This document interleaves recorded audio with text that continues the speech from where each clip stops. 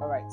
How do I define influence? I would define influence as the ability to make people do something or live in a particular way. And a perfect example that we use would be Jesus.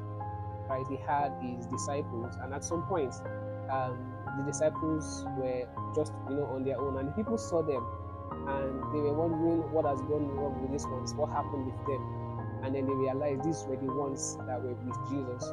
So we can see that in the life of Jesus, he had influenced his disciples, and even by reading about him, we saw how other people began to act like him.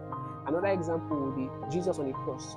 When he was on the cross and they crucified him, he said, "Father, forgive them, for they know not what they do."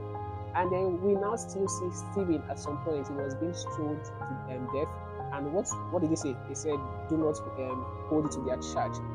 That life of Christ had already been mixed with his own life. He had been influenced by the Spirit of God. He had been influenced by the life of Christ. So basically, influence is the ability to make people speak, think, or act in a way they would otherwise not act, but by consciously being around them and showing forth your own self, they become more like what you are, and they begin to do the things you do in the most simple way.